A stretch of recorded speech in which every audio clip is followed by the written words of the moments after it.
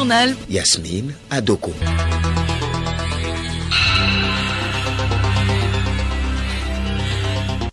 Mesdames et messieurs, bonjour. Voici tout d'abord le sommaire de ce journal. Vers un mécanisme efficace de mobilisation des financements privés et de l'expertise du secteur privé pour le financement et la réalisation des investissements publics. L'autorité de régulation des marchés publics ARMP organise ce mardi à Lomé un colloque. L'Institut national de formation et de perfectionnement professionnel à la reconquête de sa vocation première, à savoir former les formateurs. Un atelier de partage de ressources pour la modernisation du sous-secteur de l'enseignement technique se tient à Lomé. La Convention relative aux droits de l'enfant CDE a 29 ans aujourd'hui. Dans ce journal, nous verrons les efforts du gouvernement et des ONG pour la protection et la promotion des droits des enfants. Et puis sport football, après la trêve d'une semaine en raison de la 5e journée des éliminatoires de la CAN 2019, le championnat national de première division reprend ses droits de cité ce mercredi à la faveur de la 8e journée. Radiolomé.tg. Bienvenue à tous. D'abord, la 19e session du dialogue politique entre le gouvernement togolais et l'Union européenne s'est tenue ce mardi à Lomé. Les travaux ont été co-présidés par le ministre des Affaires étrangères Robert Doucet et l'ambassadeur chef de la délégation de l'Union européenne Cristina Martins Barrera. Compte rendu des travaux avec Edmond Soba. Au cours de cette session, les discussions ont porté sur des sujets d'ordre national et international d'intérêt commun, notamment les préparatifs des élections législatives 2018, les principaux développements au sein de l'Union européenne, le briefing sur les négociations ACPUE pour le nouvel accord de partenariat post-Cotonou, le plan d'investissement extérieur de l'Union européenne, l'aperçu sur le plan national de développement PND. S'agissant des préparatifs des élections législatives du 20 décembre 2018, la partie européenne a félicité le gouvernement pour ses efforts et son engagement à prendre toutes les mesures pour décrisper l'atmosphère politique nationale et pour favoriser les élections libres, transparentes, équitables et acceptées par tous. Le gouvernement a réitéré son engagement à œuvrer de concert avec la CEDEAO et toute la classe politique pour un aboutissement heureux du processus électoral. Sur la question du plan national de développement PND adopté par le gouvernement pour la période 2018-2022, la partie européenne s'est dite prête à accompagner le Togo dans sa mise en œuvre à travers des appuis multiformes. Abordant les questions internationales, le gouvernement, par le biais du professeur Robert Doucet, négociateur en chef du groupe des États ACP, a fait le point sur les négociations ACPUE qui ont débuté en septembre 2018 et qui ont pour but d'amener les deux ensembles étatiques à parvenir à un nouvel accord moderne, équitable et à même de régir leurs relations à l'expiration de l'accord de Cotonou en 2020. La partie européenne a félicité le gouvernement togolais pour son leadership affirmé sur le partenariat ACPUE et a affirmé la bonne disposition de l'Europe à parvenir à cet accord qui renforce leur partenariat. Il convient de noter que les deux parties ont en outre échangé sur le plan d'investissement extérieur de l'Union européenne qui est un mécanisme européen d'appui à l'investissement au sein des pays du Sud. La Banque ouest-africaine de développement BOAD évalue le portefeuille des projets non marchands qu'elle a financés au Togo sur la période 2000-2015. C'est au cours d'un atelier ouvert ce matin au siège de l'institution financière. Adopté l'année dernière par les pays membres, le Togo est le premier pays qui passe cet examen dont les conclusions vont être validées par les participants. Aruna Mola. Les projets financés par la BOAD vont des infrastructures routières au programme d'appui au développement de base PRADEB, en passant par l'énergie, le développement et l'assainissement, notamment le centre d'enfouissement technique.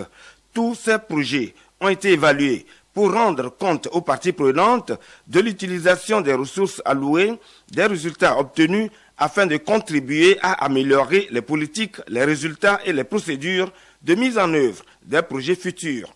Patrice Baguidi, directeur de l'évaluation rétrospective des projets à la BOAD. Nous capitalisons des expériences pour que pour les futures opérations, nous puissions utiliser ces expériences et améliorer davantage toutes nos opérations avec les parties prenantes. Grosso modo, la durabilité de tous les projets que nous avons visités est très très bonne. D'ores et déjà, sur la base des travaux préliminaires qui ont été faits, la note attribuée au Togo, la proposition de note, elle est satisfaisante. Il n'y a que quelques points d'amélioration qu'ensemble nous devons mener pour que dans les futurs projets, nous puissions avoir des résultats beaucoup plus intéressants. Pourquoi pas un résultat très satisfaisant pour le Togo. Pour ce faire, l'équipe d'évaluation a exploré les dimensions techniques, financières, environnementales, institutionnelles et de partenariat avec les autres bailleurs de fonds. Les participants vont échanger sur les observations communiquées et celles recueillies lors de l'atelier avant de valider les recommandations globales et sectorielles de l'évaluation. Je le disais en titre, le contrat de partenariat dans le paysage de la commande publique au Togo, c'est le thème d'un colloque international ouvert ce matin à Lomé, organisé conjointement par l'autorité de régulation du marché public ARMP et le Centre de droit public. Cette rencontre permettra de définir un cadre juridique sécurisé pour le partenariat public-privé. Édouard Sono, Léontine Atogima. Le contrat de partenariat public-privé est un nouveau moyen pour le gouvernement de stimuler le secteur privé dans le financement des infrastructures pour la mise en œuvre du plan national de développement. Cette rencontre permettra à terme au pouvoir public de créer un cadre juridique sécurisé pour mieux encadrer ce type de contrat. Alain Ondoa, professeur titulaire de droit public à l'université de Yaoundé 2. Ces contrats de partenariat peuvent contribuer à un endettement déguisé des États. Et le second risque, c'est que tous nos pays, notamment les pays d'Afrique de l'Ouest, n'ont pas de grosses entreprises. Il faudrait que ces contrats de partenariat soient suffisamment encadrés, que ce soit au niveau national, mais aussi au sein de l'UEMOA, parce qu'à l'heure actuelle, il y a une directive qui est en cours d'adoption dans le cadre de l'UEMOA. L'un des grands défis d'abord à relever, c'est d'essayer déjà d'adopter une législation qui soit adapté au pays. Ce type de contrat est considéré comme une délégation de marché public pour des prestations diverses donnant lieu à des paiements différés. Théophile René Capou, directeur de l'autorité de régulation des marchés publics. Il s'agit d'un colloque sur les partenariats publics-privés. C'est une seconde étape. Aujourd'hui, nous voici à ce colloque qui prouve que nous pouvons associer des praticiens et des théoriciens pour pouvoir travailler pour le progrès de la société. Les résultats issus du colloque permettront l'implantation de ce type de contrat au Togo. L'Institut national de formation et de perfectionnement professionnel sur la voie de la modernisation pour une éducation durable. Les acteurs impliqués dans la recherche de la qualité dans le sous-secteur de l'enseignement technique sont en réunion. Ils partagent des ressources de planification de l'Institut. Juliette Kamdé.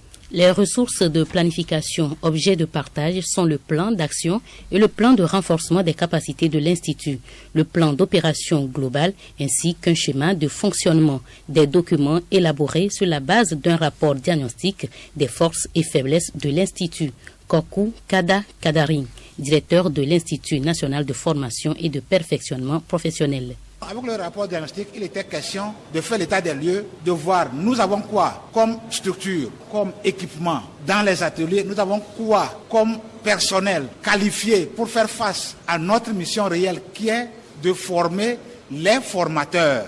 Avec le plan opérationnel qu'on a annoncé, donc qu'est-ce qu'il faut maintenant mettre en place? Quelles sont les dispositions à prendre? Quel complément on doit pouvoir donner? On a fait un plan de fonctionnement dans les nouvelles dispositions qui sont en fait nos dispositions sur 5 ans. De là, on a extrait un plan qu'on va exécuter sur 1 an. Après cela, nous avons fait des formations pour outiller les formateurs de l'INFP pour faire face à leur mission. La formation professionnelle a aussi pour mission de relever le défi adéquation, formation, besoin d'emploi. Georges Kouaou Aïdam, ministre en charge de l'enseignement technique et de la formation professionnelle. Les défis que nous avons à relever concernent d'abord les infrastructures et les équipements qu'il faut mettre aux normes.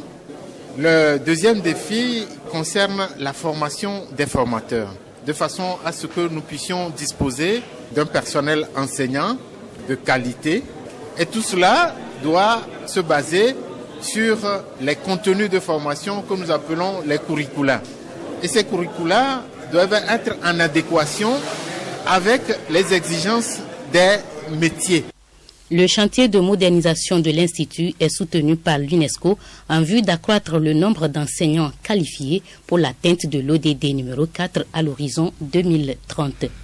Le ministère de la Sécurité et de la Protection civile, avec l'appui de la Fondation Hans Seidel, a organisé ce mardi à Notier un atelier de formation, d'information et d'échange entre les commandants régionaux et préfectoraux de la Force Sécurité Élection 2018, les professionnels des médias et les organisations de la société civile sur la sécurisation des prochaines élections au Togo.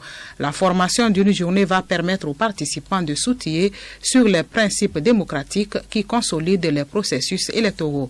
Chaque acteur est donc appelé à bien accomplir sa mission afin de parvenir à des élections justes, démocratiques, transparentes, apaisées et sans violence. Bientôt, on aura des précisions dans les services météorologiques avec plus d'exactitude dans les informations destinées au public. Des experts de la météo de la sous-région s'adaptent au changement climatique. Ils sont en formation de 10 jours à Lomé depuis ce matin. Milek Aboko. Mieux réadapter leur système de contrôle numérique par rapport au changement climatique, voilà le thème bien fondé de cet atelier des spécialistes de la météo de la sous-région regroupés à Lomé pour 10 jours de formation. Ces pays de la sous-région font face à des risques majeurs tels que les sécheresses, les inondations, les vents forts et la vague de chaleur. C'est justement pour réduire ces effets néfastes qu'il faut la mise en place des stratégies d'adaptation. Dr Latifou Issaou, directeur général de la météorologie nationale. Vous n'êtes pas sans savoir que les fortes pluies que nous enregistrons sont à la base des dégâts, sont à la base des inondations qui entraînent dans les zones les plus vulnérables des pertes de vie humaines et surtout matérielles.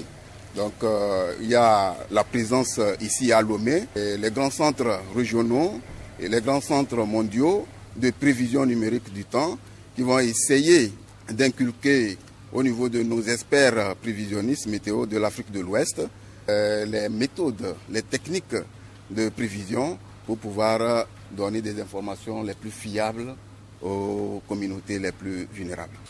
Plusieurs modules seront visités au cours de cet atelier, entre autres les éléments du manuel du prévisionniste, cadre climatologie de base. Abdoulaye Harou, chef division du traitement des données de la prévision. Cet atelier va se faire sur 2 semaines. La première semaine, c'est vraiment l'interprétation des produits numériques du temps, les satellites, etc. La deuxième semaine, c'est axé sur la relation entre les services météo, la protection civile, les organismes de gestion des catastrophes, pour comprendre un peu comment ils prennent leurs décisions pour que les services météo puissent cibler les informations clés pour leur produire ces informations. On ne va pas prédire seulement la météo, ce que la météo va être, mais ce que la météo va faire pour que les gens puissent être informés et prendre des décisions appropriées. 20 novembre 1989, 20 novembre 2018, cela fait 29 ans aujourd'hui que les Nations Unies, dans leur résolution 44-25, ont adopté la Convention relative aux droits de l'enfant CDE. L'adoption de la CDE par l'Assemblée générale des Nations Unies réaffirme le fait que les enfants ont besoin d'une protection et d'une attention particulière en raison de leur vulnérabilité. Le Togo, ayant ratifié cette convention le 1er août 1990, mène des actions avec des ONG de défense des droits de l'enfant comme la Fondation Terre des Hommes qui fait des activités pour assurer cette protection aux enfants. Geneviève Pognon.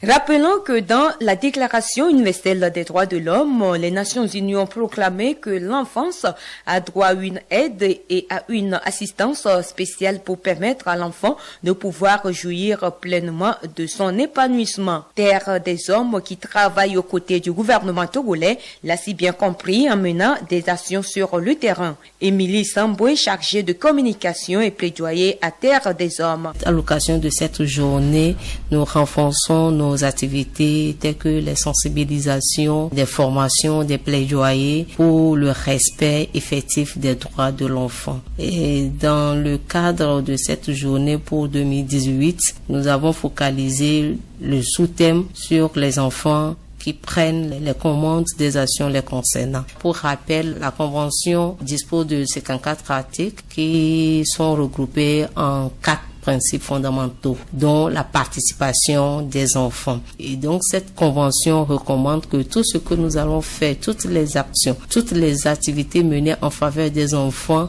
prennent les enfants comme acteurs de leur propre protection. Pour que ces actions permettent de protéger l'enfant contre les différentes violences ou abus à son égard, l'ONG élabore des projets comme le projet de protection des enfants migrants le long du corridor Abidjan-Lagos. Retrouvons Émilie Samboué. Dans le compte des projets que Tête des Hommes exécute, notamment le projet de protection des enfants migrants le long du corridor Abidjan-Lagos, que nous appelons projet Choral, les enfants et jeunes travailleurs sont nos partenaires et bénéficiaires à la fois. Donc à ce niveau, ils s'occupent plus des actions que nous menons au niveau communautaire pour le renforcement des communautés, et à savoir les sensibilisations, les formations des enfants et jeunes sur la mobilité et la protection de l'enfant, l'APE, l'animation des points espoirs sont des activités de ces enfants, et c'est ces enfants qui prennent le lead de ces causeries éducatives, des activités psychosociales, de l'écoute de leur père. Depuis la ratification de la CDE par le Togo, des avancées ont été réalisées. Nous avons fait des avancées assez significatives au Togo en matière de protection de l'enfant. L'État ne cesse de renforcer ses actions. Aujourd'hui, vous avez un ministère qui est en charge spécifiquement des questions de protection des enfants avec ses services techniques décentralisés. En dehors du Code de l'enfant qui est voté, il y a des dispositifs de protection comme la ligne verte gratuite 10-11 que chaque citoyen peut appeler et dénoncer, signaler les cas de violence sur les enfants. Et il y a aussi la politique nationale de protection qui a été élaborée, même si c'est pas encore adopté. C'est des documents qui prennent en compte l'ensemble des enfants. En tout cas, tous les droits s'appliquent à tout enfant sans exception. L'État a donc l'obligation de protéger l'enfant contre toute forme de discrimination et de prendre des mesures positives pour favoriser le respect de ses droits.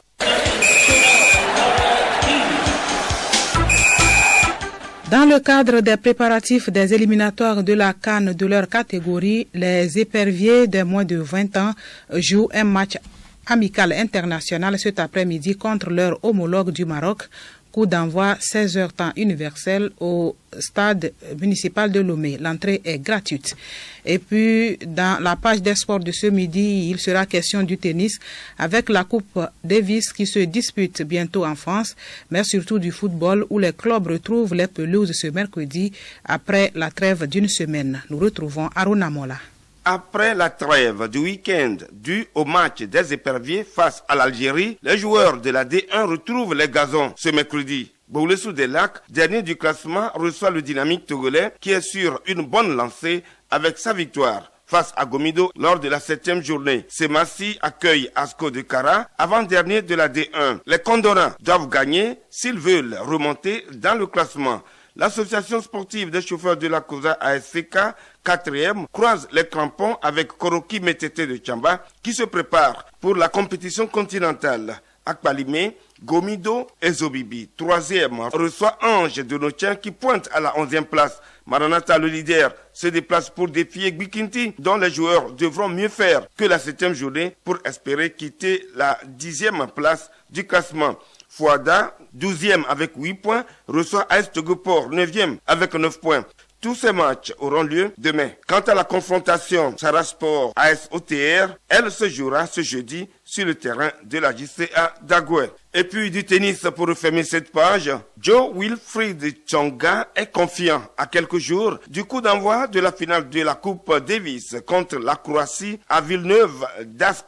À l'image de Matt Pavic, finaliste de Roland Garros en double cette année, jouer sur terre battue, la finale de la Coupe des Fils contre la France n'inquiète pas les Croates. Tennis toujours, à 21 ans, Alexander Zverev remporte le plus grand titre de sa carrière à Londres. Le natif de Hambourg est devenu le 3e joueur allemand à décrocher le tournoi des maîtres après Boris Becker, 1988, 1992, 1995. Et Michael Stich en 1993, bien en place tactiquement, plus solide. Dans l'échange que Djokovic, le 4e mondial a déjoué les pronostics pour faire tomber Novak Djokovic 6-4, 6-3 et s'adjuger son premier master.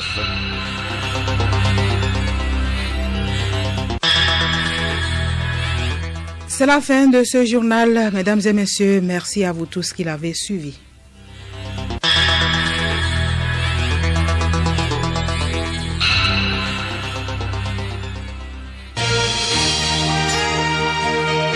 Radio Lomé, boîte postale 434, email radiolomé@radiolomé.tg. Radiolomé.tg